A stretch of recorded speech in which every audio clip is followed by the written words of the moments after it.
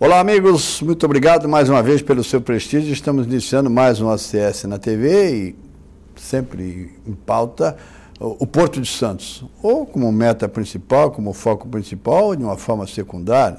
Mas o importante é que o Porto está sempre, afinal, esse é o maior porto da América Latina e sempre importante. Quando a gente fala em Porto, o Porto tem várias áreas, vários setores, e hoje nós vamos tentar falar bastante, aliás, sobre um aspecto importante que envolve não só Porto, mas principalmente o comércio exterior.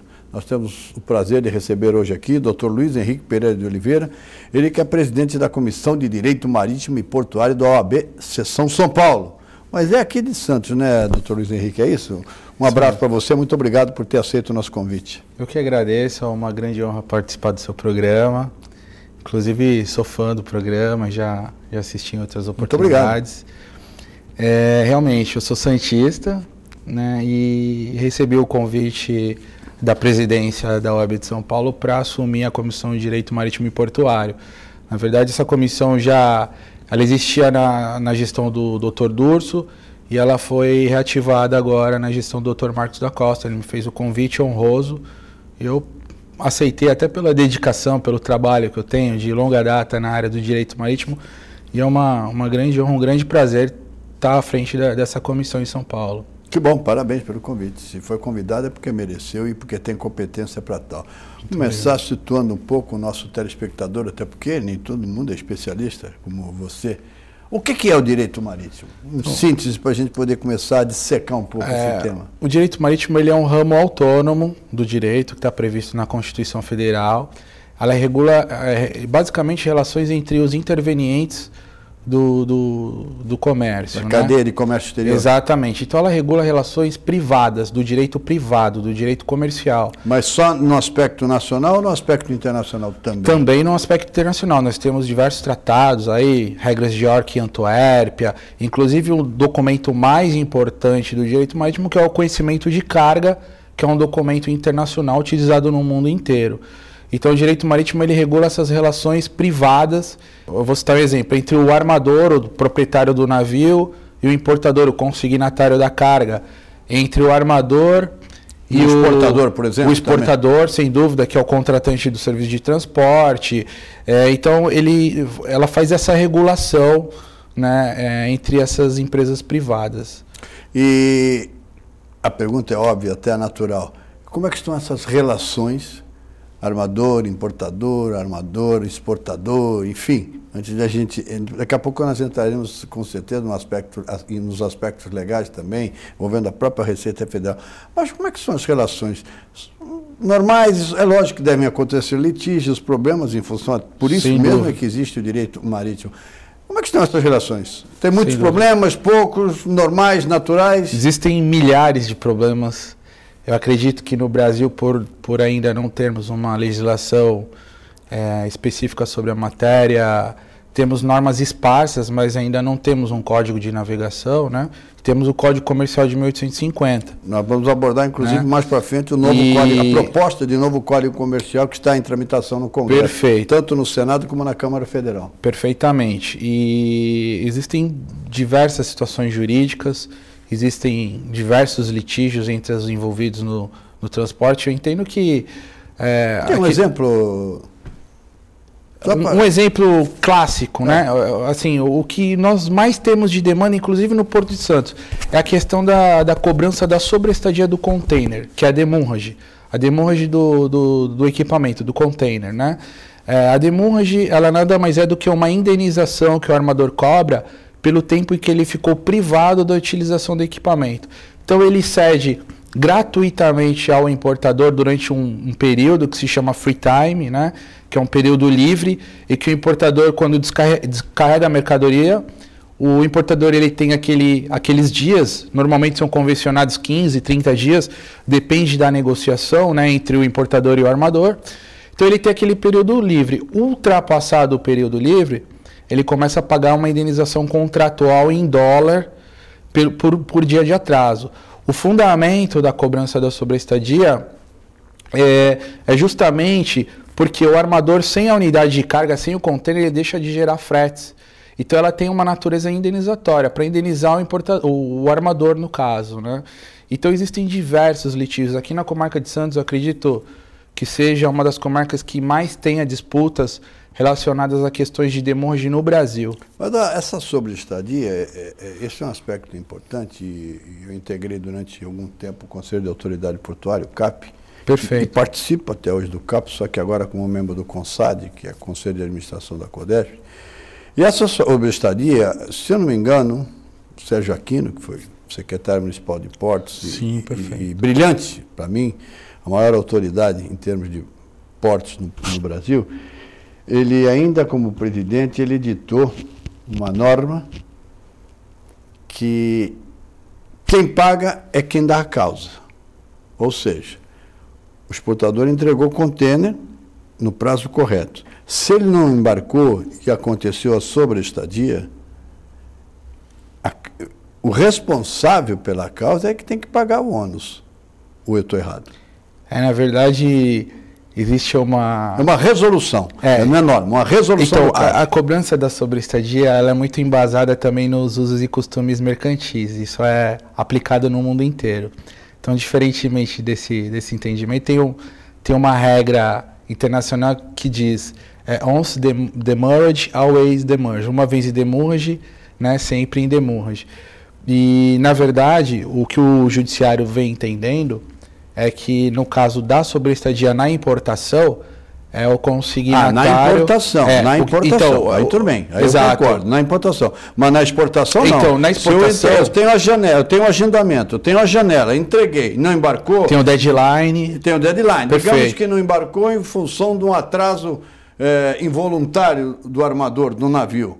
Eu não posso pagar sobreestadia na exportação. Não, perfeito, muito bem observado. Até tivemos uma discussão na nossa comissão. O termo demurrage, né, é utilizado no Brasil. E no exterior é utilizado tanto a expressão demurrage quanto detention. Aqui no Brasil, eles separam. Então, na importação, né, é usual se chamar de demurrage. E na exportação é a cobrança da detention, que é o que você falou.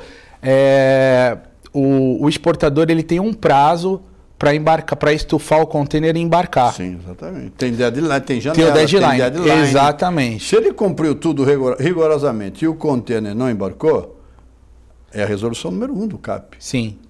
Ele não tem culpa, ele não tem responsabilidade, ele Sim. cumpriu o papel dele. Só que é cobrado isso do exportador. Você sabia disso? Não, sem dúvida. Os armadores agora começaram a cobrar, já faz um bom tempo, já faz um bom tempo. Começou em meados de 90, eu como estou há bastante tempo na área, antes de ser advogado, também trabalhei em agente de carga. As primeiras decisões de demurrage aqui no Brasil surgiram na década de 90. E posteriormente foram agora ajuizadas as ações de cobrança de detention, né?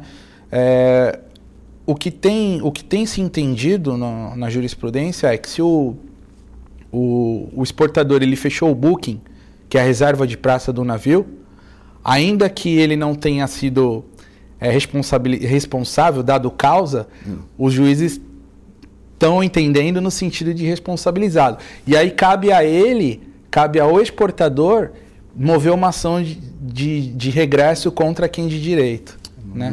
Agora, esse é o entendimento que os juízes estão tendo, mas é uma discussão extremamente plausível. Plausível, positiva e extremamente importante. Então, vamos fazer um primeiro intervalo, voltar e vamos continuar com esse assunto. Esse assunto é super interessante, é extremamente polêmico, porque, repito, essa resolução do CAP, o CAP era um conselho deliberativo e não consultivo. Então, ele tinha poderes para editar essa resolução. Fazer um intervalo e voltaremos para continuar esse assunto, que sem dúvida alguma é muito importante. Até já.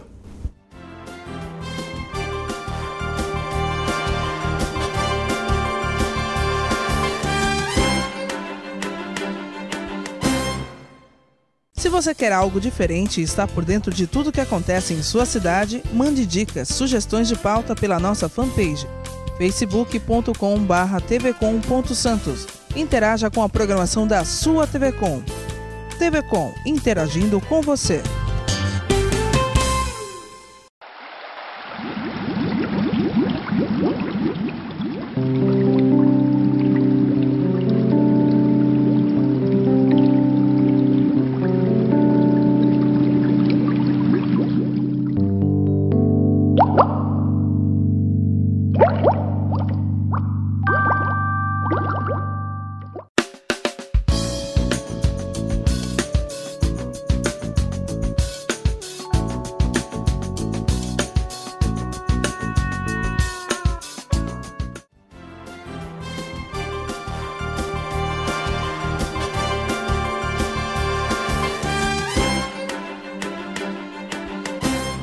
Voltamos com o nosso ACS na TV. Hoje o advogado Luiz Henrique, especialista em direito marítimo, e nós terminamos o primeiro bloco, o doutor Luiz Henrique, telespectador, abordando principalmente essa questão envolvendo aí a cobrança de sobreestadia em alguns terminais. E eu lembrei da resolução número 1 do CAP, que estabeleceu, e naquela época, com base na Lei 8.630, o CAP era um conselho deliberativo. O CAP, eu posso dizer, determinou que quem teria que ser responsabilidade é quem deu a causa, e não o exportador. Se o exportador cumpriu todo o seu papel, teoricamente ele não pode ser responsabilizado por um eventual atraso, por exemplo, do armador. Era isso que estavam desenvolvendo. Perfeito. É isso aí. Você concorda? Mas você me diz que na justiça estão dando ganho de causa aos terminais. Aos armadores. Aos armadores. Aos armadores. É o entendimento que tem sido aí assente na jurisprudência, inclusive alguns juízes aqui de Santos. Qual é a fundamentação? A relação, regra contratual, pacta sunt servanda. O contrato deve ser cumprido. Eu tenho um contrato com você, eu te dei aquele free time. Teoricamente, eu cumpri a parte do meu contrato. Eu cumpri a janela. Foi embarcado. Eu fiz o agendamento, entrei na janela correta, já estava estufado. O que o armador entende é que o container deve estar dentro do navio. Bom, é uma questão. Então, assim, se um terceiro causou esse dano ao exportador, isso inclusive existem jurisprudências, diversos julgados aqui no estado de São Paulo, né? No sentido de que cabe ao exportador pagar, né, no caso a detention, por se tratar de exportação, e mover uma ação regressiva, uma ação indenizatória contra o causador do dano. Agora, evidentemente, o exportador ele pode se ressarcir do prejuízo eventual terceiro. Se ressarcir ou não, e depois pode sofrer até uma eventual retaliação na medida em que ele recorrer à justiça. É uma situação realmente complicada. Mas dentro desse contexto, nós tínhamos 8.630, que foi substituído pelo novo marco regulatório 12.815. No contexto do direito marítimo, como é que você observa esse novo marco regulatório, a Lei 12.815? Eu entendo que a nova Lei de Esportes é extremamente polêmica. Você citou a questão do CAP. Hoje o CAP é um órgão consultivo apenas. Um órgão consultivo, e é o CAP que tem conhecimento técnico para tomar as decisões, e hoje ele está submetido aí a outros órgãos, né? Ele se tornou um órgão consultivo. Então, nessa questão, eu acho que houve um retrocesso. Houve um retrocesso, foi um dos pontos mais polêmicos e mais debatidos. A sociedade portuária como um todo tentou reverter e não conseguiu, por outros interesses, infelizmente. Mas eu quero fazer justiça. Ainda que ele seja hoje um órgão consultivo, ele continua sendo extremamente prestigiado pela diretoria da CODEST, que é presidida pelo Angelino Caputo. E mais, todos os assuntos estão sendo debatidos lá. Sem dúvida. O novo PDZ, o Master Plan, as tarifas portuárias. O CAP continua funcionando na prática, ainda que ele não tenha o poder deliberativo, como um órgão fundamental. Ele perdeu o poder deliberativo, mas ele tem o conhecimento técnico, que é fundamental. Como você disse, foi muito feliz, estão reunidos lá a essência do empresariado que compõe a comunidade portuária. Sem dúvida. É um importantíssimo CAP. Então a nova Lei dos Portos, ela é um pouco polêmica, controvertida. À luz do direito marítimo, mudou alguma coisa que você possa citar, Luiz? Então, eu acho que a principal questão é essa do CAP, e no meu entendimento houve um retrocesso. Isso é unanimidade, houve realmente um retrocesso. Fala um pouquinho de Código Comercial. Novo Código Comercial brasileiro, eu estou bem a par desse assunto, tem inclusive um interlocutor importante no Congresso Nacional. Nós temos 3 projetos em tramitação. 2 na Câmara, se eu não me engano, e 1 no Senado. Só um deles aqui na prática está andando. E só agora é que realmente vão começar a debater. O que você pode falar sobre o novo Código Comercial brasileiro? Sim, claro. Bom, o novo Código Comercial, ele surgiu... Proposta, né? A proposta do Código Comercial, ela surgiu de um ideal do professor Fábio Lua Coelho, que é um renomado comercialista, hoje expoente do direito comercial no Brasil. Inclusive é nosso membro consultor da nossa Comissão de Direito Marítimo e Portuário da OAB de São Paulo.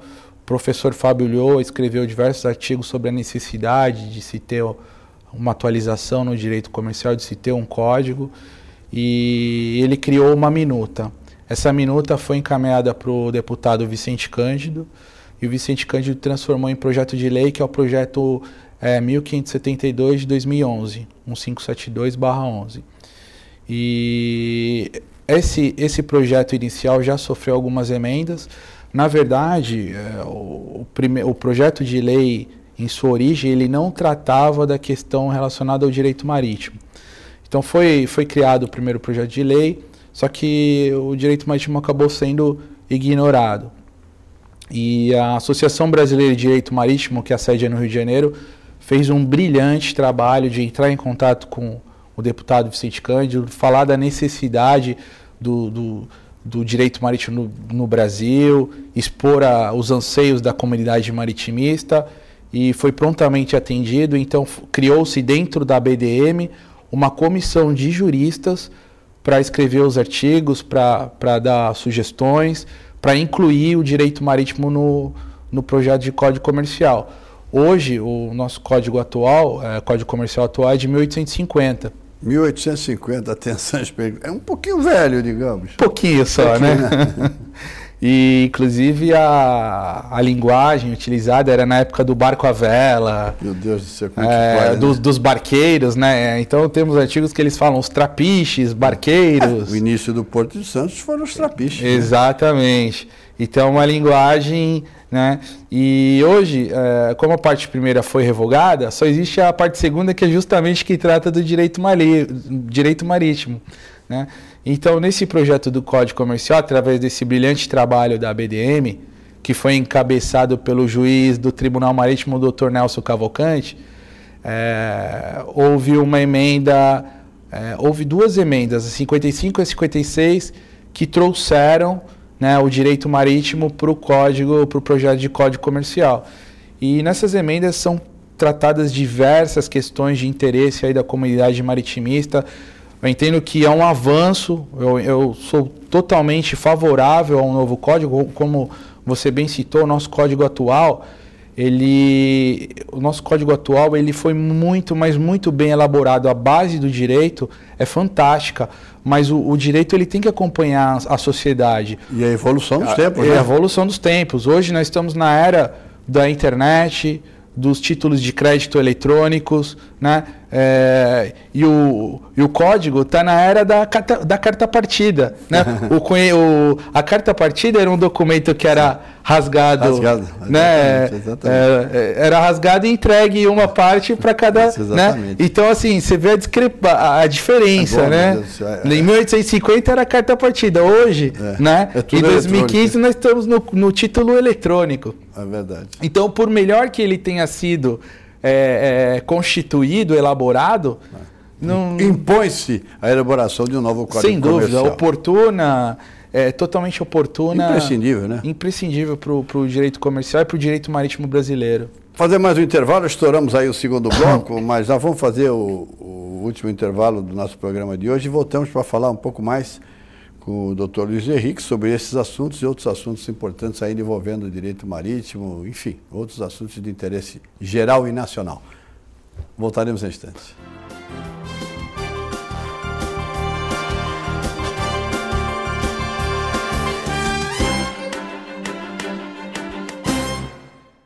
Se você quer algo diferente e está por dentro de tudo que acontece em sua cidade, mande dicas, sugestões de pauta pela nossa fanpage facebook.com/tvcom.santos. Interaja com a programação da sua TV Com. TV Com, interagindo com você. Quem leva vantagem, quem leva comissão, quem leva propina, leva muito mais do que isso. Leva embora a dignidade, a honestidade, a cidadania. Leva embora o futuro do Brasil. Leva tudo. E você não vai fazer nada? Corrupção. Não leve, não aceite, denuncie.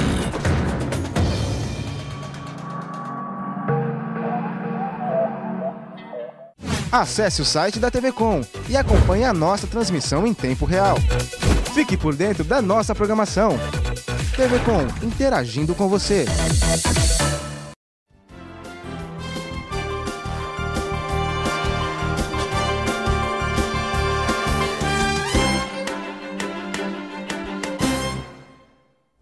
Voltamos com o nosso ACS na TV hoje, Dr. Luiz Henrique, especialista em Direito Marítimo. Terminamos o segundo bloco falando aí sobre a proposta de novo Código Comercial.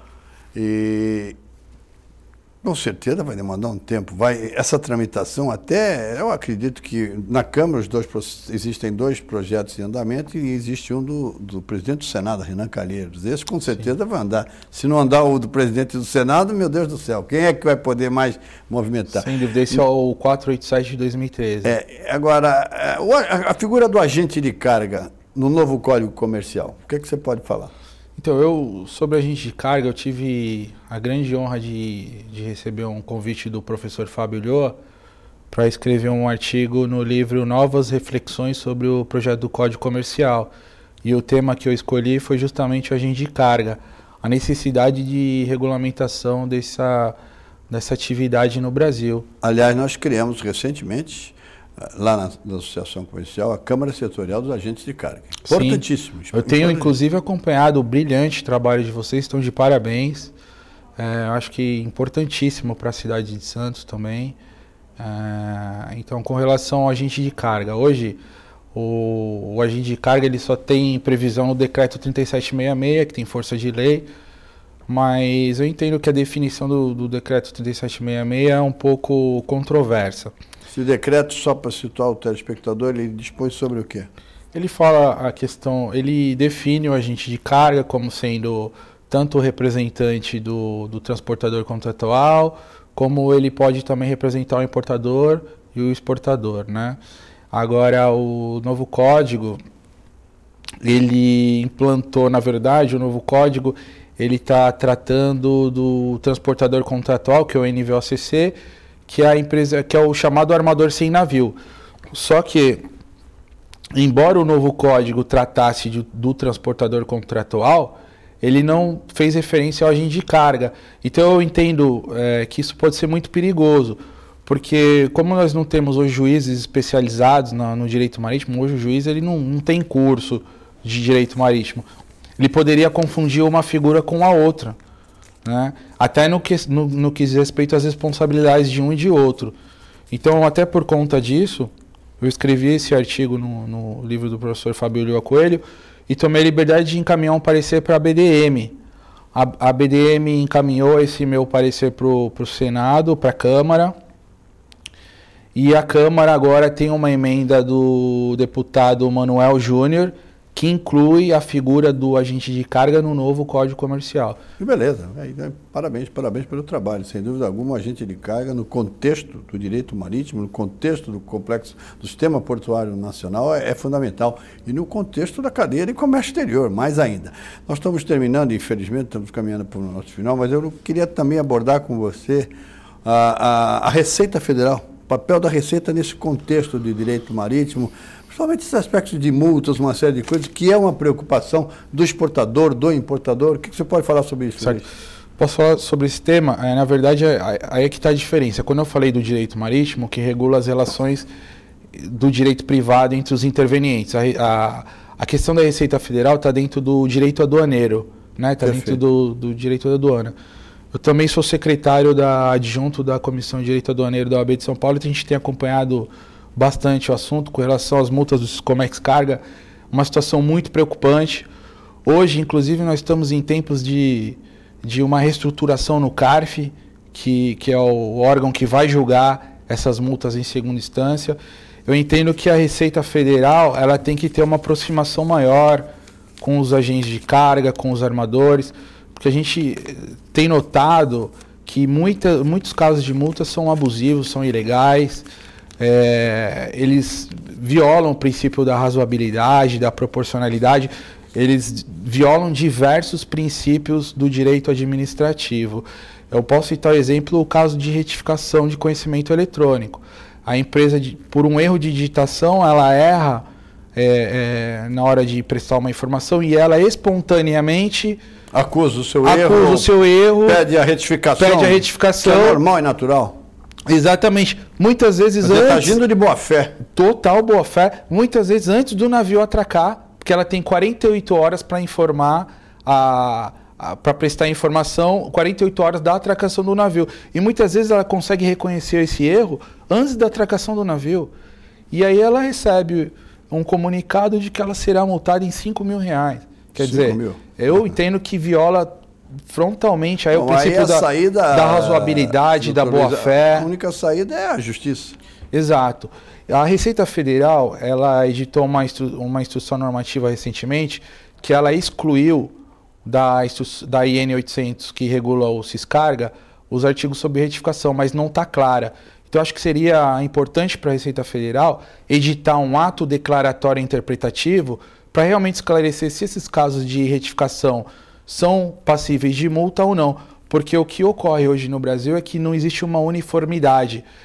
Cada local, cada aduana, a Receita Federal é una, mas cada unidade da Receita interpreta de uma forma. Então isso cria insegurança jurídica para o empresário. Sem dúvida alguma.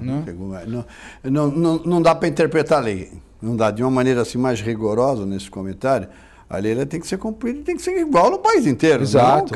A interpretação tem que ser a mesma. Mas se você dá margem à interpretação, você dá margem a decisões diferentes. Exato. E cria uma insegurança jurídica. Esse é o aspecto principal. Até porque existem hoje soluções de consulta da COSIT, já orientando os fiscais como devem agir com relação a determinados casos. E os fiscais não seguem a orientação da própria Receita Federal. Então isso cria uma insegurança jurídica para o empresário.